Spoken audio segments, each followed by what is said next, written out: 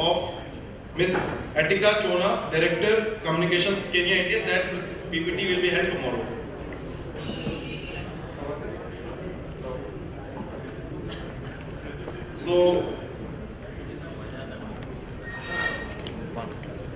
So I would like to invite first Shri Rahul Savdekar, Director, Industry Solutions, Government, Microsoft. Round of applause for Mr. Savdekar.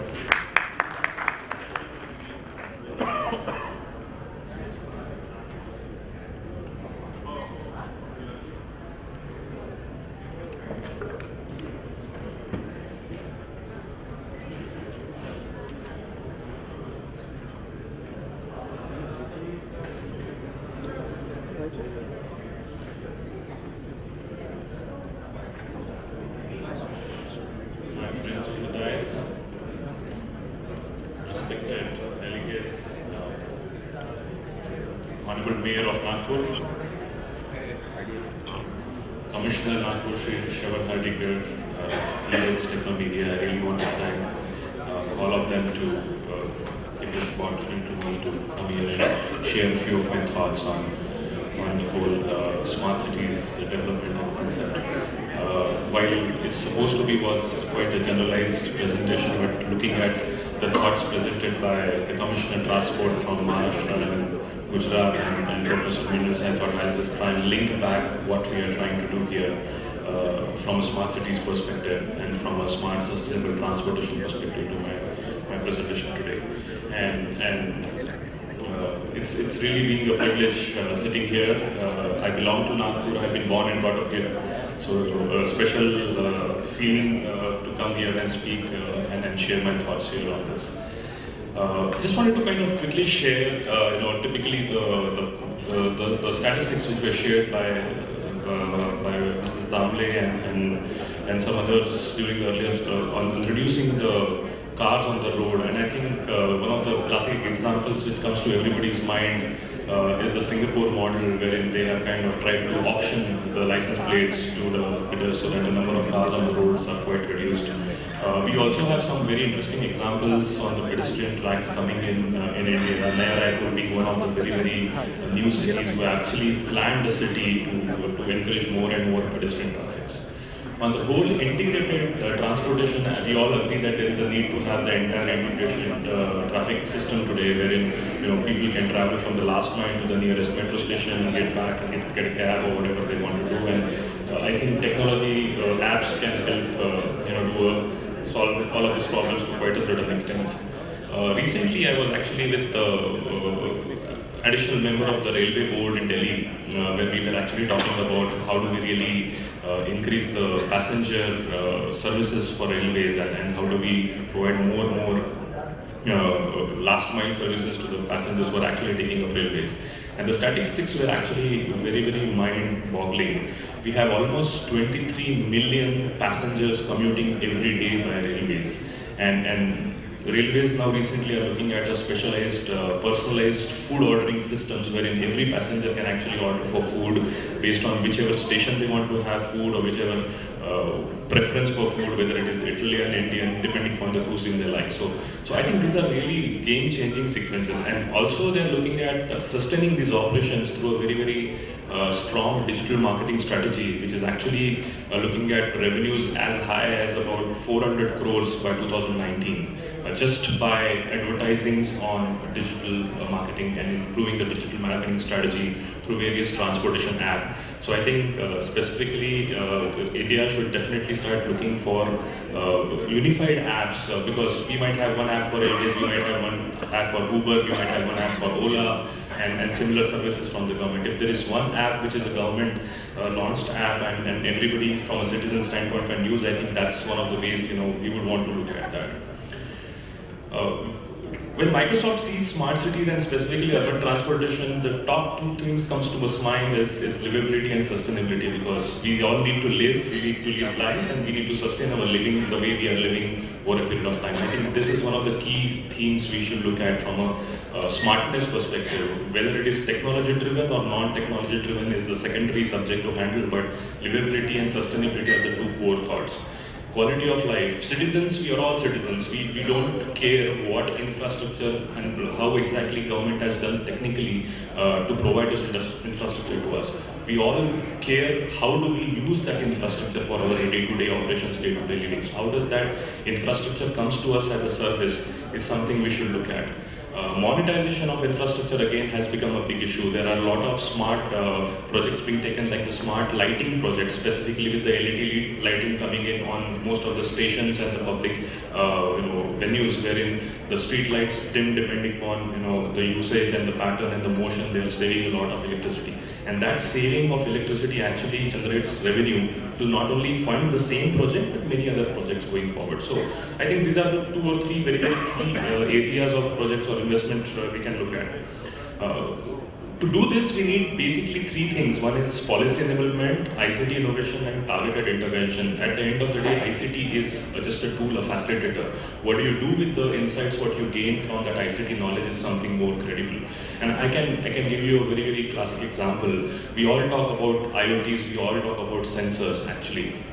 How do we do that management? And I can give you some statistics that every IoT sensor which gets fitted, whether it is a public transport system, engine monitoring in the buses, passenger information system, every sensor that sends data back to the control room sends almost like a 1 kilobyte of data per pole, and depending upon the number of poles, and we all want information now real time.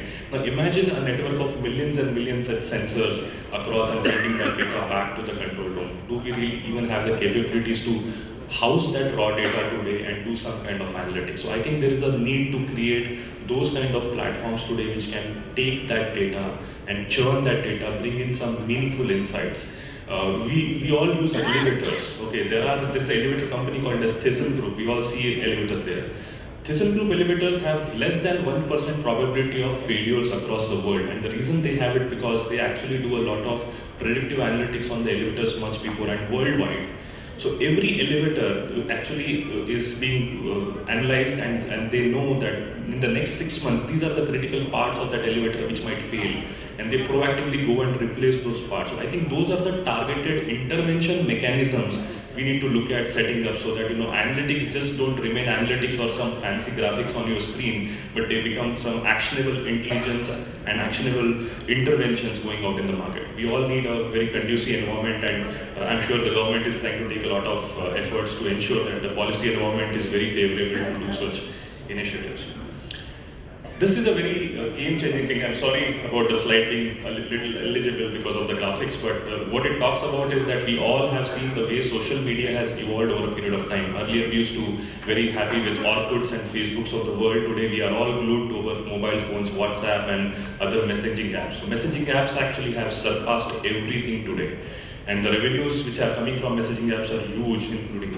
So this gives a rise to a very, very new concept in the way citizens interact with governments or government services specifically. And if I am on a passenger on a move, and Professor Minis was just mentioning that somebody needs to be told, and you need to travel at this point of time, not this point of time, the time of use and all that. Who's going to tell that, and how will government communicate?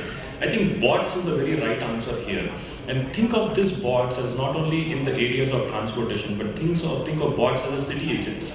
Today, if I have to apply for my driving license, what will I do? I'll just go on a website, figure out where all, I can get some information, where is the counter, where is the fees. But I will not get a single information in the same place. I have to go through multiple sections, multiple pages, multiple views. Think of having a bot on your phone inside your WhatsApp, and it has some fancy name like Nagpur Mitra. I'm just improvising right now. Mitra is friend. And you are asking a question to Nagpur Mitra, hey, I want to apply for a driving license. Like a human being, it's asking you for like temporary, permanent, depending upon the category you choose. It is telling you the address, the fees, the forms, everything at a single place.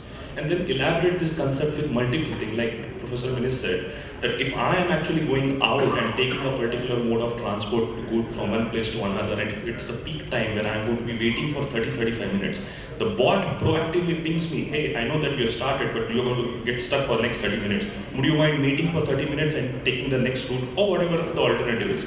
So that is the kind of intelligence which actually Microsoft is trying to build on table. Recently, when our CEO, Mr. Satyanarayana, was in India, we, along with Honorable Chief Minister of Maharashtra, launched the whole bots framework for India. It's very much available specifically from an Indian subcontinent perspective.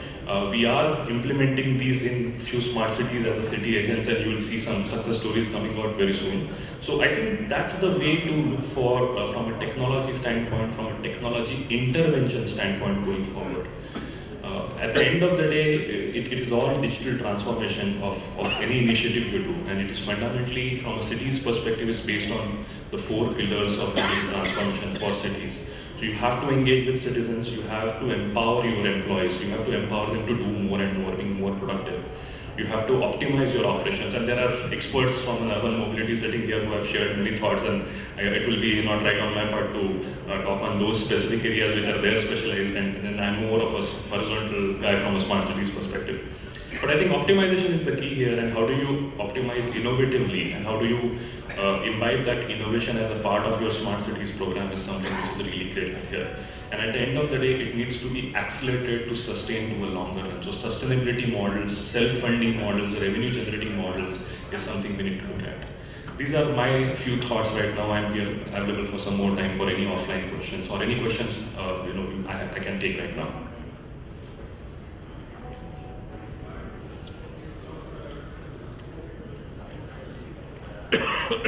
That's okay, I think I'm done. So I think when we speak about artificial intelligence, what do you see, or how does Microsoft see the future of work and future of employment turning up? Because if bots and artificial intelligence is going to replace a lot of things that people do today, then what will the future of work be? Sorry, this is a very valid question actually, and let me try and do justice to the best of my capabilities and my knowledge today. So bots are there to do some mundane tasks which basically waste a lot of valuable human resource which keeps on doing. For example, having some very basic information, and bots can be of 2 types. It could be an information bot or a task worker bot. So the basic information about any service is something which is very mundane, something that doesn't need a human intervention, is something which bots can easily do. Saves a lot of time for the government, saves a lot of resources basically which could be put to multiple other good uses. Having said that, bots will not be an end-to-end substitute for everything that human beings do.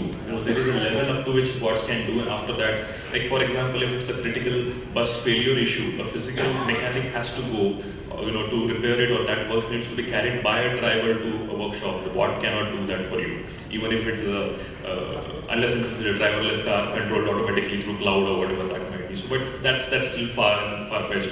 But the way I see it, that level 100, which is the first level of support, what you need is something which bots can take care of. But the level 200, 300 onwards, which is really critical support, is something which can be taken care by humans, if I can answer that. Yeah.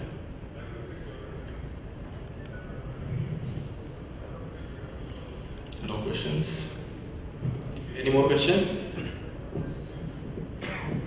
I think no. Yeah. Thank you so much for that.